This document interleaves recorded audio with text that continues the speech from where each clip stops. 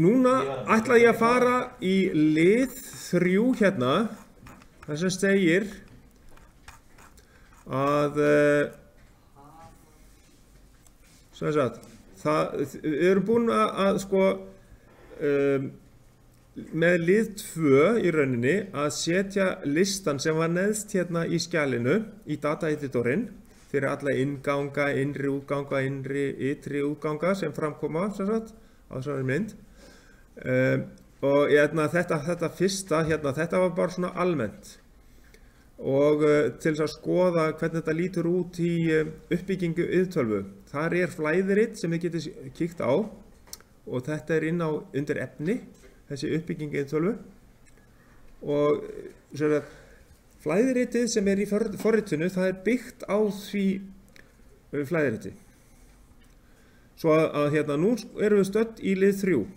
Að við setjum upp flæðiritið í forritinu og förum þá í New Section og í Sequential Function Chart. Og síðan, seinna þegar við erum búin að setja það upp, að þá setjum við upp líka stigarit, ladder diagram, og gerum það alveg eins í New Section. Og þetta ætla ég að sýna ykkur hvernig við förum að því. Förum inn í forritið. Og hérna vinstra megin undir program, ef að það allt saman lokað, þá smellið á plusinn þar og undir task og undir must og undir section, ekki neðar, ekki RS section, heldur undir section. Þá hægri smellið við á sections, förum í new section þar og segjum já og veljum þar strax í language sequential function chart. Og þarna skrifum við inn skilvindu ferill. Eins og ég búinn að skrifa hérna. Skilvindu ferill. Þegar við erum búin að skrifa inn skilvindu ferill, þá smellum við beint á OK.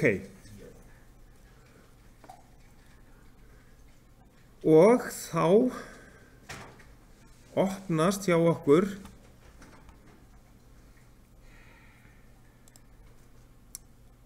svona eins og ég búinn að setja upp hérna, þá opnast svona gluggi án þess að vera með nokkuð hérna inn í þessu.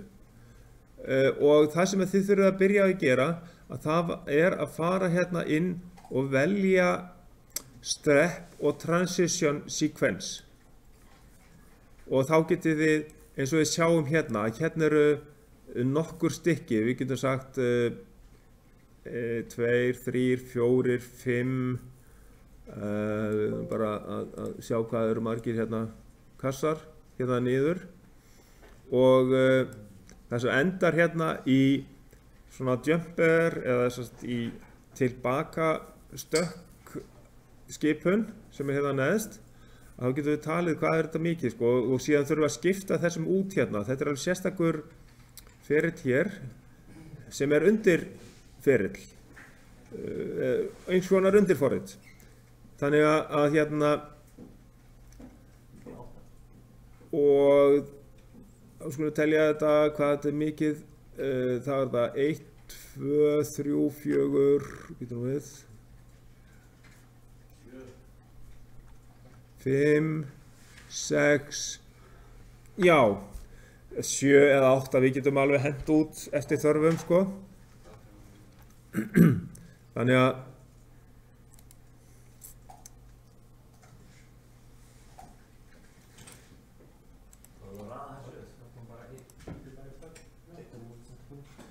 já, ef við veljum sem sagt ákveðin fjölda, þá kemur hann þarna í ákveðinni röð.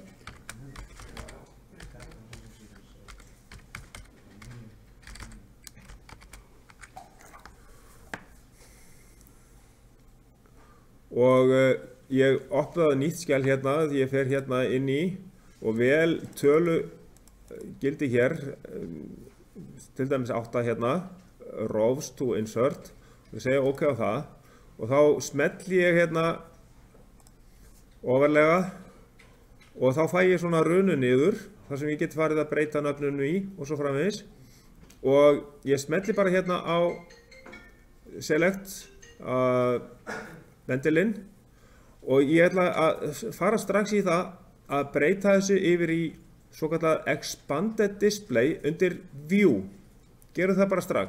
Fara undir View og smetla þar á Expanded Display, þá fáum við líka þessa kassa hérna hægra megin við. Og þið eru náttúrulega með fyrirmælin í verkefninu hérna til hægri og þá getum við sem sagt farið hérna inn í flæðritið hjá ykkur sem neðarlega náttúrulega hérna í þessu og þá sjáum við hvað við eigum að setja hérna inn. Við byrjum á því að hafa hérna upphafið og það allt saman. Ég seti þetta hérna til vinstri hjá mér og efsti kassin hjá mér, hann yrði sem sagt merktur með initial step og þá myndi ég segja skrifa hérna inn upphaf. En ég er inni í verkefninu hjá mér þannig að ég má ekki skrifa þetta nema bara einhvern veginn öðruvísi.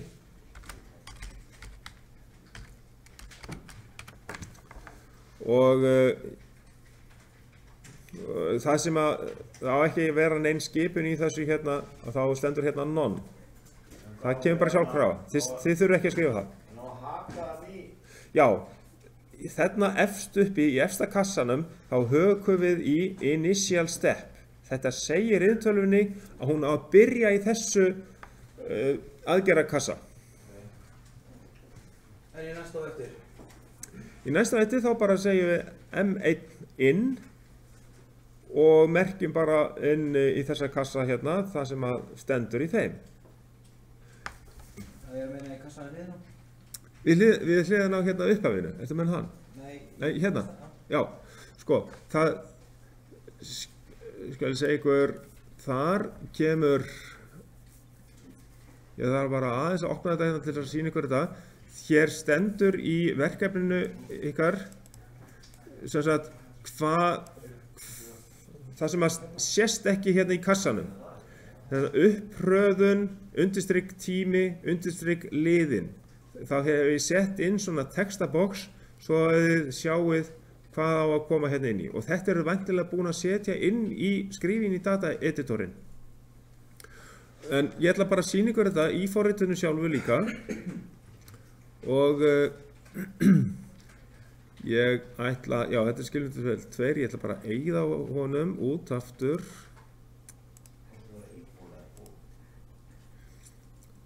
Og ég á eftir að fara hérna í Expanded Display, ég fer í View og Expanded Display á þessum stað hérna sem ég hef búin að skrifa inn í og ef ég tvísmelli hérna á M1 inn, næsta kassa fyrir neðan og smelli hérna á Actions, þá fæ ég inn þetta M1, ég set skilvindumótorinn í gang sem heitir M1 og með set hérna, skipun. Þá vel ég S í qualifier og smetla þá á New Action til þess að koma því inn í þennan lista hérna fyrir neðan. Síðan kemur tímasenkun D, þá maður velum maður hérna með þessu D hér og setur inn þá 20S og þá kemur með sjálfkrafa með T 2x20 sekúndur. Þetta er tíminn á því að hún inntölvan gefur móttökum tíma til þess að koma skilvindin í gang.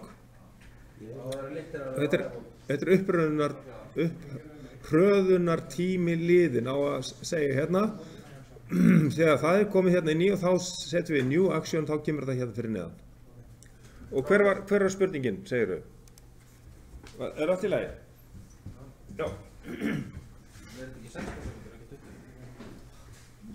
Já, var það 16 hjá ykkur? Hvernig er að gera því að það?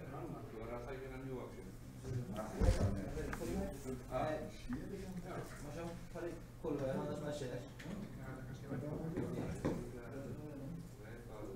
Það var 16 sekundur. Já, samkvæmt verkefninu getur þetta verið að þetta séu 16 sekundur. Ég hef aukið þennan tíma upp í 20 sekundur hjá mér. Einhverja hluta vegna.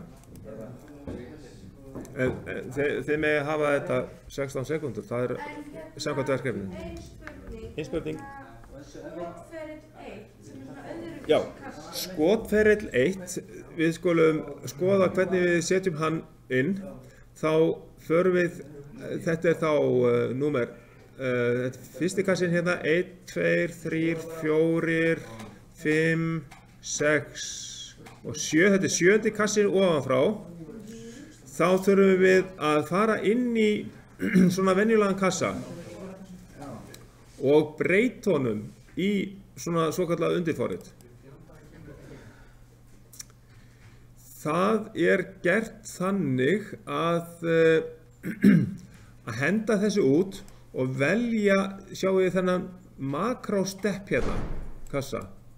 Eyður bara kassa þannig að við tökum makro. Já, ég geti sett hérna annan hérna, sjáum við hérna MS19 stendur hérna og þá bý ég til undirforrit í þessu kassa. Þá setja hann bara hérna í staðinn fyrir venjulega kassan, skiljiði.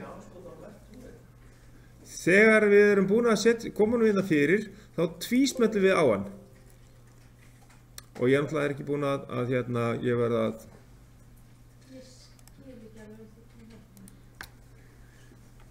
Já, ég skal hérna skoða það með ykkur sérstaklega, en þegar ég tvísmelli á hann, þá kemur þann sá möguleiki sko að ég fari í edit. Hann verður að heita eitthvað náttúrulega og ef ég fer í edit, þá opnast það sem ég hef búin að setja inn, en það sem kemur hjá ykkur er bara byrjunarkassi hérna og lokakassin hérna, sem að hann stekkur út í burtu frá þessu undirforriti. Já, þið bara slítið þetta í sundur, dragið neðri kassan hérna alveg niður og bætið inn í svona transition og step og það er hægt að gera það hérna. Sem sagt, hvernig við setjum við þetta undirforrit? Ég ætla að fara aftur tilbaka í flæðiritið. Þessi kassi hérna, þið voru með venjulegan kassa hérna í staðinn. Þið hendið honum bara út, eyðið honum í burtu fyrst. Farið svo hérna upp til ofarlega og náið í makróstepp. Við erum ekkert að ná að fylgja þeir, sko. Það er langt í frá. Makróstepp er hérna uppi. Við erum ennþá að reyna að klára stepp 2, sko. Já. Þurfum við ekki klára flæðirit á þennan? En ég er allavega búinn að setja þetta inn á upptökuna þannig að þá sjáum við hvernig þetta er gert og ég ætla bara að stoppa upptökuna svo ég geti hjálpað ykkur. En þetta var að byrja á hérna flæðiritinu í skilvirtu kerfinu.